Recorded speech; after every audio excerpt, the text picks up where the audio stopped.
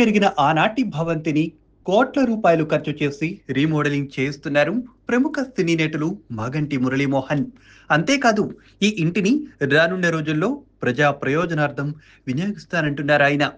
ఇంతకీ ఆయన స్వగ్రామం ఏది, ఎక్కడుంది తెలుసుకోవాలంటే ఈ వీడియో చూడాల్సిందే. సో ఇంకెందుకు late, let's watch the video.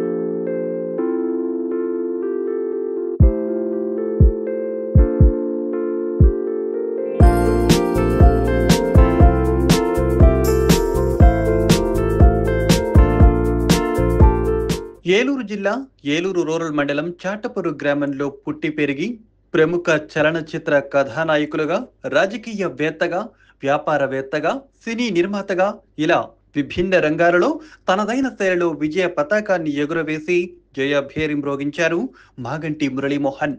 అక్కడ ఉండి చాలా కాలం తన జీవితాన్ని నడిపించారు స్టార్ యాక్టర్. చాటపరులోని ఆ భవంతి దాదాపు 100 ఏళ్ల క్రితం కట్టింది. అప్పటి ఇల్లు కావడంతో అది శిథిలావస్థకు చేరుకుంది. గతంలో ఆ ఇంట్లో ప్రజా వైద్యశాల నిర్వహించేవారు. భవనం శిథిలావస్థకు చేరుకోవడంతో ఆ కేంద్రాన్ని మరో చోటికి మార్చారు. ఇప్పుడు ఈ ఇల్లు పూర్తిగా పాడవడంతో ఆ భవంతి రూపం, అలనాటి వైభవం కోల్పోకుండా దాన్ని రీమోడలింగ్ చేస్తున్నారు మురళీమోహన్. దానికోసం కోట్ల రూపాయలు ఖర్చు చేస్తున్నారు ఆయన. అంతేకాదు, ఎప్పటిలాగానే ఈ భవనాన్ని ప్రజల ప్రయోజనం కోసమే ఉపయోగిస్తానంటున్నారు. నమస్కారం అండి. మాది ఏలూరు జిల్లా ఏలూరు మండలం చాటపరు గ్రామం. మాది మేమందరం కూడా ఇక్కడే పుట్టి పెరిగాము. ఇవాళ మా గ్రామానికి సంబంధించి ఒక అద్భుతమైన కార్యక్రమం జరుగుతోంది. ముందుగా ఆ కార్యక్రమం గురించి మీ అందరికి కూడా చెప్పాలనుకున్నాను. ఈ చాటపరు గ్రామంలో స్వాతంత్ర సమరయోధులు అనేక మంది ఉన్నారు. చాలామంది స్వతంత్ర పోరాటంలో పాల్గొనటమే కాకుండా, జైలుకి వెళ్ళటమే కాకుండా, స్వాతంత్రం కోసం ఎంతో పాటుపడ్డ వ్యక్తులు ఎంతోమంది ఉన్నారు. అలాంటి వ్యక్తుల్లో ముఖ్యంగా చెప్పుకోవాల్సింది మాగంటి అన్నపూర్ణాదేవి గారు. మాగంటి అన్నపూర్ణాదేవి గారు 1900వ సంవత్సరంలో పుట్టారండి ఆవిడ. తర్వాత ఈ ఊరిలోనే పుట్టారు, కలగరవారి కుటుంబంలో. ఆ తర్వాత మాగంటి బాపిరెడ్డి గారితో ఆవిడ వివాహం అయిన తర్వాత మాగంటి అన్నపూర్ణాదేవి గారు అయ్యారు. ఆవిడది ఇవాళ రోజున ముఖ్యంగా 125వ జయంతి రోజు. ఇవాళ చాలా ప్రాముఖ్యమైన రోజు. గాంధీ గారికి చాలా ఇష్టమైన మానస పుత్రిక అన్నపూర్ణాదేవి గారు. ఆవిడ హస్బెండ్ అమెరికా వెళ్ళి చదువుకోవడానికి తయారైనప్పుడు ఈవిడ కూడా అమెరికా వెళ్ళి చదువుకోవాలని చెప్పి అక్కడి నుంచి చాలా మంచి మంచి బట్టలు అయ్యి కూడా తెచ్చుకొని అవి కుట్టించుకొని బయలుదేరే టైంలో గాంధీ గారు విజయవాడ ఏదో ప్రోగ్రాం కోసం వస్తున్నారని తెలిసి అన్నపూర్ణాదేవి గారు అక్కడికి వెళ్ళి చూశారు. ఆయన స్పీచ్ విన్న తర్వాత ఆవిడ నేను అమెరికా వెళ్ళకూడదు, ఇక్కడే ఉండాలి అని నిర్ణయించుకొని తన భర్తకి మాగంటి బాపిరెడ్డి గారికి చెప్పింది ఆవిడ, మీరు వెళ్ళండి, నేను రాను, నేను ఇక్కడే ఉంటాను, నేను గాంధీ గారితో పాటు ఈ స్వాతంత్ర సమరయోధులుగా పోటీలో ఉంటాను, మహిళా సంఘం నుంచి ఉంటాను అని చెప్పి ఆ రోజున తనకున్నటువంటి అమెరికా తీసుకెళ్ళి వేసుకుందాం అనుకున్న మంచి మంచి బట్టలన్నింటినీ కూడా తీసుకొచ్చి గాంధీ గారి సమక్షంలో నడి రోడ్డు మీద పెట్టి ఆ బెన్నింటిని కూడా తగలబెట్టేశారు. అంతేకాకుండా ఆవిడ మెళ్ళలో ఉన్నది ఒక మంగళసూత్రం ఒకటి మినహాయించి మిగిలిన నగలన్నీ కోట్ల మీద లెక్కేసుకోవాలి, ఆ మొత్తం నగలన్నీ తీసుకెళ్ళి గాంధీ గారి జోల్లో వేశారు ఆవిడ. స్వాతంత్ర సమర యుద్ధానికి పోటీకి మీరు ఎన్ని ఖర్చు పెట్టండి అని చెప్పి ఆయన చాలా ఆశ్చర్యపోయారు.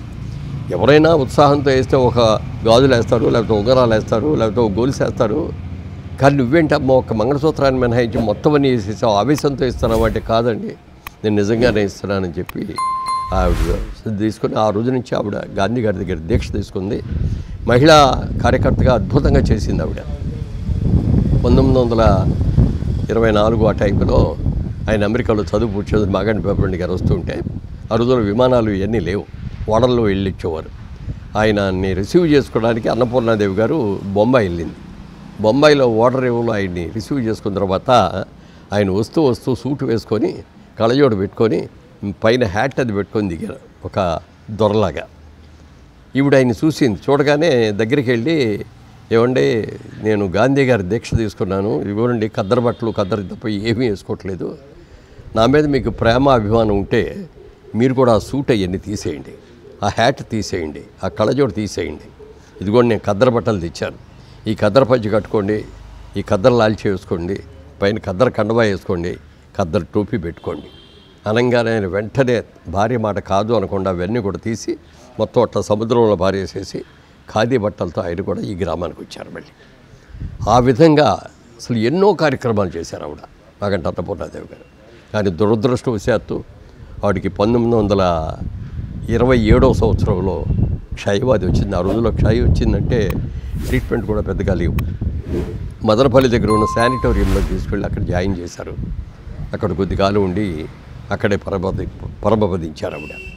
కేవలం 27 సంవత్సరాలు మాత్రమే బతికిన ఆవిడ చనిపోయిన వార్తని గాంధీ గారికి తెలిసి కళ్ళ వెంట నీళ్ళు పెడుతూ, నా మానసపుత్రికి నేను పోగొట్టుకున్నాను, ఇంత మంచి కార్యకర్తను నేను ఎక్కడ చూడలేదు, ఇంత అద్భుతంగా చేసిన నా కూతురు చచ్చిపోయినందుకు నా విచారిస్తున్నానని చెప్పి ఆయన ప్రత్యక్షంగా ఆవిడ గురించి మాట్లాడారు.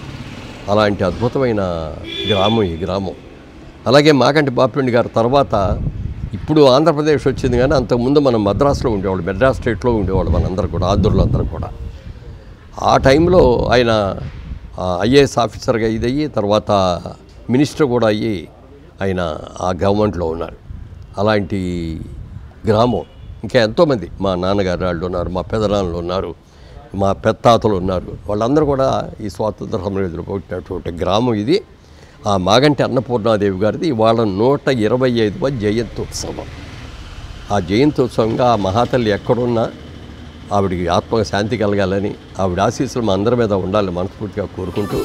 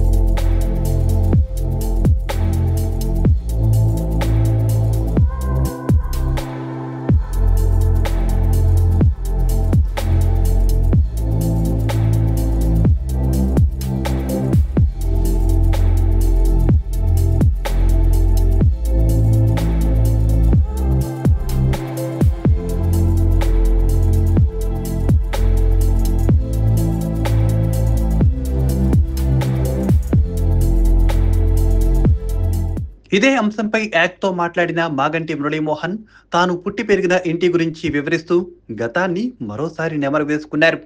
ప్రముఖ స్వాతంత్ర సమరయోధురాలు చాటపరు గ్రామానికి చెందిన మాగంటి అన్నపూర్ణాదేవి 125వ జయంతిని పురస్కరించుకుని భవంతిలో గృహప్రవేశం చేసినట్లు ఆయన తెలిపారు.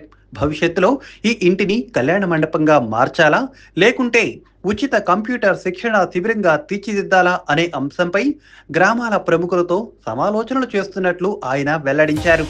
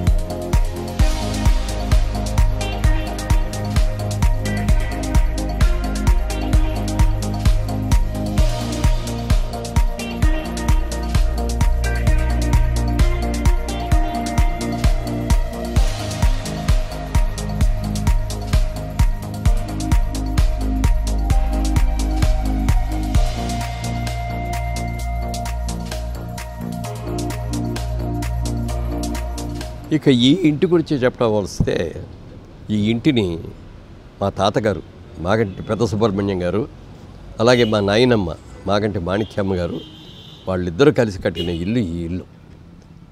మా నాన్నగారు వాళ్ళు ఇక్కడ పుట్టడమే కాకుండా మేము కూడా ఇక్కడే పుట్టాము, పెరిగాము, ఇక్కడే చదువుకున్నాం.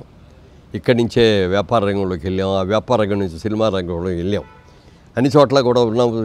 కానీ ఇప్పటికైనా మన ఇల్లుని మర్చిపోకూడదు, మనకి జన్మనిచ్చిన ఇంటిని మర్చిపోకూడదు, మన జన్మభూమిని మర్చిపోకూడదు, మన ఊరిని మనం మర్చిపోకూడదు. ఇక్కడ ఈ రోడ్ల మీద తిరిగాం, ఈ గాలి పీల్చాం, ఈ చెరువు కట్టును ఆడుకున్నాం, ఈ స్కూల్లో చదువుకున్నాం. వీటన్నిటి కూడా మనం గుర్తుంచుకోవాలనే ఉద్దేశంతో పాత పడిపోయిన ఇంటిని మళ్ళీ ఏమాత్రం మోడల్ మార్చకుండా దాన్ని పునర్వైభవం కలిగేటట్టుగా మళ్ళీ అన్నీ కూడా మార్చాం. దానికి దాదాపుగా మాకు 3 సంవత్సరాలు పట్టింది. కొత్త బిల్డింగ్ కట్టేస్తే అయ్యే ఖర్చు కంటే కూడా డబల్ ఖర్చు అయింది. అయినప్పటికీ సరే ఆ రోజున వాళ్ళు కట్టిన ఇల్లు ఎలా ఉందో ఇది ఈ రోజు కూడా అదేగా రకంగా ఉండాలి అని చెప్పి దానికోసం పాటుపడి ఇంటిని తయారు చేసాం. ఇవాళ 100 సంవత్సరాలు పూర్తయిన సందర్భంగా ఈరోజు రాత్రి గృహప్రవేశం చేసుకుంటున్నాం. అలాగే ఊర్లో వాళ్ళందరూ కూడా పిలిచి రేపు ఇక్కడ భోజనాలు ఇవన్నీ కూడా పెట్టి పండగలాగా చేసుకుంటున్నాం. ఈ సందర్భంగా ఈ శుభ సమయాన్ని ముఖ్యంగా మా పూర్వీకురాలైనటువంటి మరి మాగంటి అన్నపూర్ణాదేవి గారి గురించి కానీ, మా ఇల్లు కట్టిన మా తాతగారి గురించి కానీ, అలాగే మా నాన్నగారు మా అమ్మగారి గురించి కానీ చెప్పుకోవడం కోసమని ఈ సందర్భాన్ని వినియోగించుకుంటున్నాం. మా అమ్మగారిని మా వాళ్ళందరూ కూడా మేళ్ళో అమ్మగారు అనేవారు. అంటే ఆవిడకి ఈ మేడ ఇది ఆవిడ అదొక హోదాగా ఉండేది ఆవిడ. అది అలా పిలిపించుకోవడం కూడా చాలా ఆనందపడేది. మా మదర్ సిస్టర్స్ 5 సిస్టర్సు, 3 బ్రదర్సు, పెద్ద ఫ్యామిలీ. అందరికీ కూడా మా మదర్ ఏం చెప్తే అదే.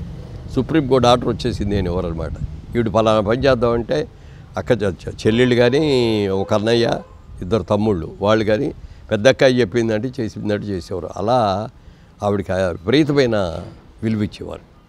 ఆవిడ మా అమ్మగారు మాగంటి వసుమతీదేవి గారు 100 years బతికారు. ఆవిడ 100 సంవత్సరాలు బతికి వైజాగ్లో కాలం చేస్తే అప్పుడు నేను ఎంపీగా ఉన్నాను.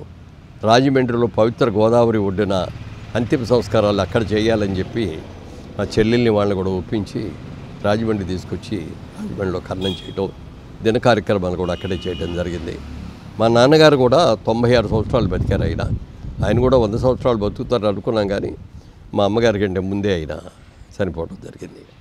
అలాంటి ఈ గ్రామంలో ఈ ఇల్లు మేమెవరూ ఇక్కడ ఉండం, కానీ మేమెవరూ ఉండట్లేదని చెప్పి దీన్ని మేము చూస్తూ ఉండగానే ఇది శిథిలమైపోవటం, దాన్ని మాత్రం మేము తట్టుకోలేమని చెప్పి దీన్ని ఇంకో మరో 50 ఏళ్ళు 100 ఏళ్ళు ఈ ఇల్లు ఇట్లాగే నిలబడాలి అంటే దీనికోసం ఇదంతా కూడా రీమోడల్ చేయాలి అని చెప్పి నేను అప్గ్రేడ్ చేసాం అంతే. ఇల్లులు మాత్రం ఏవీ మార్చలా, జస్ట్ అప్గ్రేడ్. అన్నీ కూడా అటాచ్డ్ బాత్రూమ్లు కానీ, గ్రానైట్స్ ఫ్లోరింగ్స్ కానీ, అలాగే బెడ్రూమ్స్ కానీ ఇవన్నీ కూడా చేసుకుంటూ వచ్చాం. దీన్ని ఏం చేయాలి అనే దాని మీద ఇప్పటివరకు కూడా మాకు ఏమీ ఒక నిర్ణయానికి రాలేకపోయాం. ఎందుకంటే మేము ఎవరు కూడా ఇక్కడికి వచ్చి ఉండేవాళ్ళం కాదు. అయినప్పటికీ ఇది ఊర్లో గ్రామానికి సంబంధించి ఒక మంచి పని కోసం దీన్ని వినియోగించాలని ఆలోచిస్తున్నాం. అది ఎలా వినియోగించాలనేది ఇంకా రకరకాల ఆలోచనలు ఉన్నాయి. మా పెదనాన్నగారులు ఇద్దరు కూడా దీని వెనక మూడు ఏళ్ళు కలిపి ఒకే ఇల్లు ఇది. ఆ 2 పెదనాన్నలకు కూడా వాళ్ళు ఎవరు కూడా లేరు, వాళ్ళ పిల్లలు ఉన్నారు. వాళ్ళు కూడా ఏదైనా ఒక మంచి కార్యక్రమం మీరు చేస్తారంటే మేము సహకరిస్తామండి అని చెప్పి వాళ్ళు కూడా ముందుకు వచ్చారు. అందరికీ ఆలోచించి వెనకున్న 2 ఇళ్ళు కూడా తీసేసి ఒక కళ్యాణ మండపంలాగా చేద్దామా, లేకపోతే కంప్యూటర్స్ ట్రైనింగ్ ఇక్కడ పెట్టేసి, ఇప్పుడు ఎందుకంటే కంప్యూటర్ అయిపోయింది, ముందు ఆర్టిఫిషియల్ ఇంటెలిజెన్స్ అనేది ఇప్పుడు ఇంకా బాగిపోయింది. అది వచ్చేసిందంటే అసలు దేశం ఎన్ని రకాల మార్పులు వస్తాయో కూడా మనకు తెలియదు. అందుకని వాటిలన్నింటిలో కూడా దృష్టిలో పెట్టుకొని ఒక ఐటీ ట్రైనింగ్ స్కూల్ లాగా చేస్తే ఎలా ఉంటుంది అనే ఆలోచన రీసెంట్గా వచ్చింది.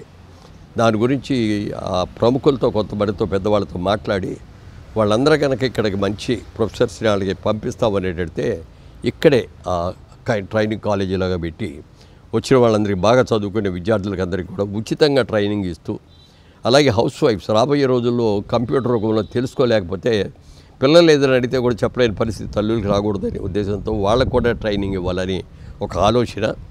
ఈ ఆలోచన సక్రమంగా జరగాలని కోరుకుంటున్నాను. దీని మూలంగా, ఈ ఇంట్లో మూలంగా మేమందరం ఎలా పెరిగి పెద్దవాళ్ళయ్యామో ఇక్కడ ఈ స్కూల్లోకి వచ్చి ఇక్కడికి వచ్చి ఇక్కడ ట్రైనింగ్ అయిన వాళ్ళు కూడా అలా జీవితంలో పైకి రావాలని మనస్ఫూర్తిగా కోరుకుంటాను. దానికి ఈ రోజున మీరందరూ వచ్చి దీన్ని 10 మందికి దీన్ని చూపిస్తున్నారన్నందుకు చాలా సంతోషంగా ఉంది. Thank you.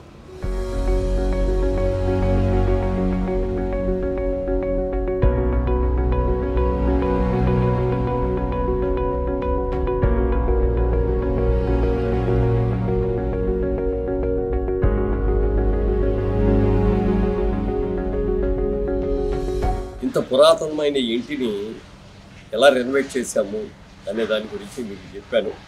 ఒకసారి మా ఇల్లు చూద్దరు కానీ రండి.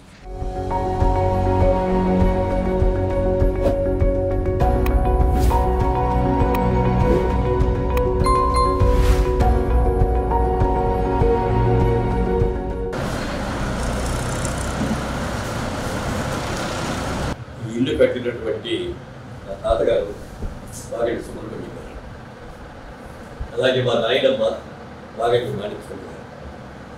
వారెవరు ఇప్పుడు లేకపోయినప్పటికీ కూడా వారు కట్టిన ఇంట్లో మేమందరం కూడా ఇక్కడే పుట్టి పెరిగి చదువుకొని పైకి వచ్చి వాళ్ళు ఈ స్టేజ్కి వచ్చామంటే మహనీయులు వాళ్ళ ఆశీస్సులు, వాళ్ళ ఆశీస్సులు ఈరోజు ఈ స్టేజ్కి రావాలి.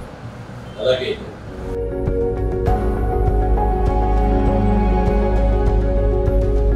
వీరిద్దరూ మా అమ్మగారు, మా నాన్నగారు. మాగంటి మాధవరావు గారు ప్రముఖ స్వాతంత్ర సమరయోధుడు, ఆయన కూడా.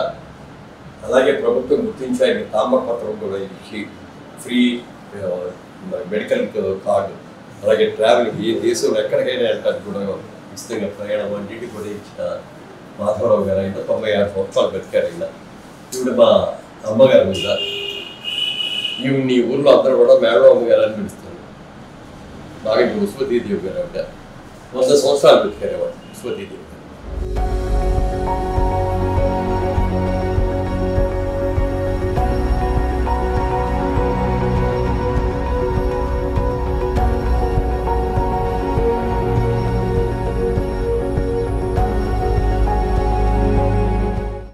ఈయన మాగంటి కృష్ణమోహన్ మా తమ్ముడి గారు అబ్బాయి. ఈ కార్యక్రమాలన్నీ కూడా దగ్గరుండి చూసిన వ్యక్తి కృష్ణమోహన్ గారు. అలాగే వంకినేని మహేష్, ఈయన మా ఇంటి ఎదురుగుండా ఇల్లే. ఆయన కూడా ఈ డెవలప్మెంట్ ఈ కాలేజీలో మాకు ఎంతో సహాయం చేశాడు. అయితే ఈ పాత ఇంటిని ఇంత చక్కగా సర్వాంగ సుందరంగా తీర్చిదిద్దిన వ్యక్తి మా తాపీ మేస్త్రి భాష. ఈ భాష ఈ ఇంటికి ఏది చెప్పినా లేదు కాదు అనకుండా, ఒక్కోసారి చేసినట్లు కూడా బాగాలేదు అని పగల కొట్టించి మళ్ళీ చేసినా ఇసుక్కోకుండా, కాకపోతే బిల్లు బాగా ఎక్కువ వేసాడు, అది వేరే విషయం అనుకోండి. అంత చక్కగా చేసిన వ్యక్తి మరి భాష చాలా బాగా చేశాడు. మా ఆత్మ సంతృప్తిగా చేశాడు. కాకపోతే టైం చాలా ఎక్కువ తీసుకున్నాడు.